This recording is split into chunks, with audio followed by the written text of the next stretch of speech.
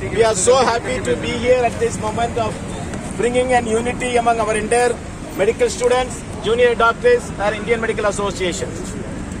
We are now in the second freedom struggle to safeguard the purity and sanctity of the medical profession. This is a do or die situation. We are not fighting for any perks. We are not fighting for something, a monetary benefit or something good to profession, but mere existence of this profession, mere survival of this modern medicine. With great pain and great effort, people have strived for years and years, has reformed, metamorphosed this medical science as a pure science, and today we have saved the hundreds of people's life with the modern medicine. If you all remember, when India got independence in 1947, the infant mortality rate was 250. That means thousands children who are born in this world cannot see their first birthday. 250 of them have died. Today, from the nook and corner, the modern medicine doctors has worked hard and they were able to reduce the infant mortality. We have reduced the infant maternal mortality. The age at which when India got independence was only 37. Today we are bringing the age to 67. All this is possible only with the modern medicine commitment, not because of any other system medicines which we can strongly say. But if they have a system, we are not against any system. But at this moment, seeing the growth of our profession, seeing the growth of our system, some people with a great envy, they always get envy on something good, and they are going to adopt something from us. Let them openly say Ayurveda has nothing, homeopathy has nothing, then we can give something donation from allopathy. They can't steal it from us. By taking something from modern medicine, they are admitting that their system is weak, their system is poor. Then why do we want to have Ayurveda college? Let them close the Ayurveda college and let them make everything as an allopathy college. And we are very much taught. And they say it is a tradition. Okay, our tradition of India, in the olden days we had only a Katta Panchayat where somebody will sit and he will give the judgment. Why should we have a court? Why should we have a Supreme Court? Let them stop it. We will go to the traditional system. Or they want to take India to the dark ages of country. If you want the India to progress, the system should purify. The growth of the profession should continue. And there should any mixing. We always mix something to dilute. We mix, if somebody mix water with the milk to dilute the milk. And every time when they mix something, the system, the purity is lost, the benefit is lost. It is ultimately going to be the poor people. So I know for sure, my son also just got into the PG. How much pain he has taken to pass NEET and undergo 3 years of residency as a professor of surgery. I know for sure how much we grill you in the 3 years, how much pain you undertake to get a degree. And then you get a degree, a stylish degree of MS General Surgery. Here is one man who come, he never write the UG NEET, he get into the college, somehow get the degree of Ayurveda, then again he will not write a NEET, but just because he has some money, he will go to a college, 2 years, within 2 years, and he will get a degree, and he will put us a MS right in front of your clinic. And will it be tolerable? Can it be accepted? No, sir. It is not for the sake of our... No! Mixopathy! No! Mixopathy! No! Mixopathy! No! Mixopathy! No! Mixopathy! Save modern medicine! We have our RDA president also. Sir. तो मित्रों, मतलब basically जैसे कि sir ने अभी सही बताया है कि आज जिस हम modern medicine, modern surgical procedures की प्रैक्टिस करते हैं, वो उनमें काफी लंबा समय लगा है और इतना एविडेंस बेस्ड है, इतनी आरसीटी की है, मेटा एनालिसिस वो है, उसके बाद आज हम कोई प्रोसीजर को अडॉप्ट करते हैं कि ये सर्जरी स्टैंडर्ड ऑफ केयर है।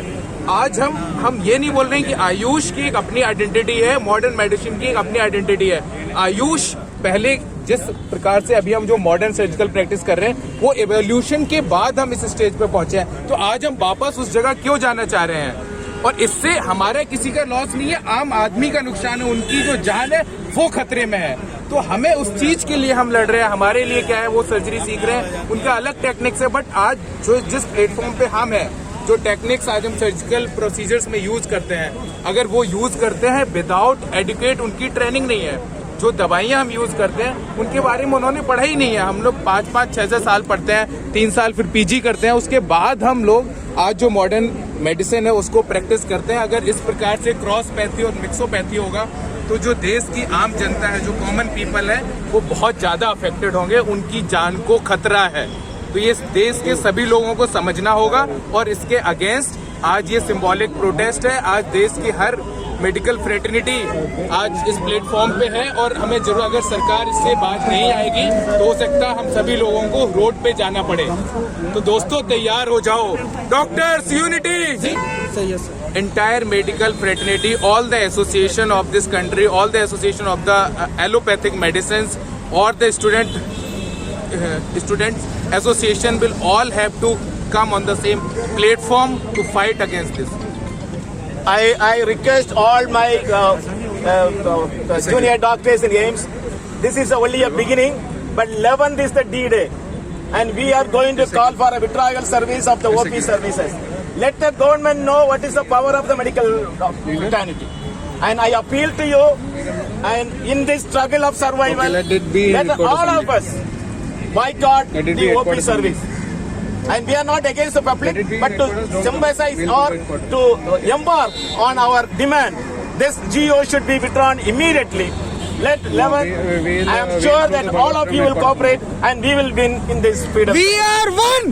We are one. We are one. We are one. We are one. आज सबको मालूम होना चाहिए कि हम किसी पैथी के अगेंस्ट नहीं है। Exactly. आयुर्वेदा बहुत अच्छे डॉक्टर निकल सकते हैं, होम्योपैथी के बहुत अच्छे डॉक्टर निकल सकते हैं, लेकिन यदि आप उनको बिल्कुल मिक्स कर दोगे, सबको मिक्सोपैथी कर दोगे, तो कोई भी अच्छा डॉक्टर नहीं बनेगा। हम चाहते हैं, हमारा कभी नाम था आयुर्वेदिक में, हम चाहते हैं कि हमारे वही नाम दोबारा से आयुर्वेदिक में हो। हमारे होम्योपैथी के डॉक्टर्स भी उसी तरीके से बने जो पुराना कभी नाम था।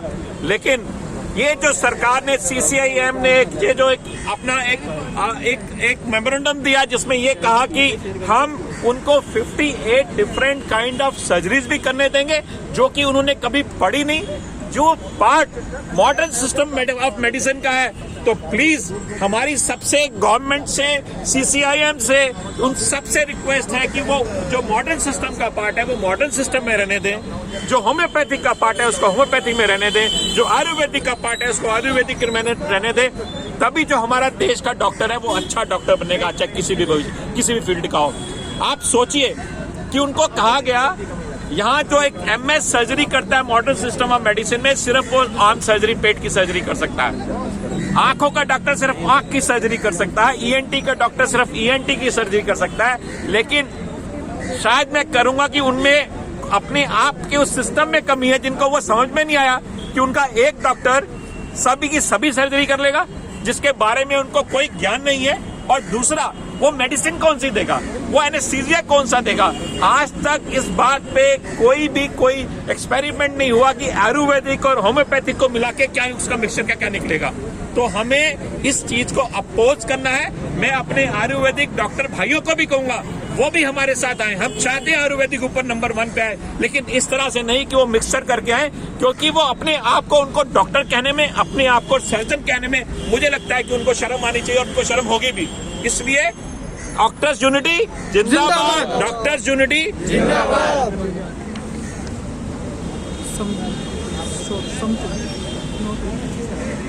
जितना भी मिक्सोपैथी यहाँ पे हमारा CCIM के गैजेट नोटिफिकेशन की वजह से जितना भी लोग आप आगे आएंगे और मिक्सोपैथी को चलाएंगे, उससे हमारे देश के नागरिकों को बहुत नुकसान होगा। और इसका सबसे ज़्यादा नुकसान उन लोगों को होगा जो लोग अनएजुकेटेड है। हमारे गांव में, हमारे उन टाउन एरियाज में, उन विलेज एरियाज में जहाँ पे इतने पढ़े लिखे लोग नहीं हैं, वो इस चीज़ को डिमार्केट नहीं कर सकते कि कौन सा डॉक्टर कौन सी विद्या पढ़ा हुआ है। अगर कोई आयुर्वेद डॉक्टर अपने आप को MS लिख रहा है तो हम भी नहीं जान सकते बिना ये बताए कि आपने कहाँ से किया है, बिना उसकी डिग्री देके हम भी नहीं बता सकते कि वो एक्चुअल में कोई सर्जन है या फिर वो कोई ऐसे ही दूसरे प्रकार के डॉक्टर हैं। डॉक्टर होना बुरा नहीं है, आपको जिस भी तरह का डॉक्टर बनना है बनिए, लेकिन अगर आप किसी को गलत बहका के कि आप एमएस हैं, आप वो चीज़ प्रैक्टिस कर रहे हैं जिसकी आपको पढ़ाई नहीं दी गई। जिस चीज़ में आप वो महारत हासिल नहीं करते वो चीज़ बेकार है। उस चीज़ से दूसरों का नुकसान करने से बेहतर है कि आप पैसे किसी और तरीके से कमा लें। मैं आप सभी लोगों का स्वागत करता हूं क्योंकि आप लोग इससे जो हमारी मॉडर्न मेडिसिन है उसका भविष्य दिखाई देते हैं मुझे। और मैं सबसे पहले मैं मिक्सोपैथी की तो मैं बाद में बात करूंगा। पहले सबसे पहले हमारी जो एक कमी है, हम लोगों की कमी है, जो आज मैं पिछले 30 सालों से अपनी इस मॉडर्न जो मेडिसिन है इसके साथ जो देख रहा हूँ डे बाय डे ब्यूरोक्रेट्स इसको कुचलते हुए जा रहे हैं। उसकी एक कमी है जो यूनिटी, हम लोगों के अंदर यूनिटी नहीं है। आज मैं यहाँ पे खड़ा हूँ, एक थोड़ा सा ना स्प्रेड हो जाओ। Let's have one good photograph. Jack of all trades and master of none बनाने की कोशिश है ये। एंड आज इसीलिए सारे IMA, junior doctor network, medical student network, AIIMS RDA and all every other association is standing here today with us, supporting us in this strike because we do not appreciate this mixopathy at all. इससे no skill is being brushed. We are forming a common ingredient that is not going to help us at all. We thank everyone who has joined us in the strike today.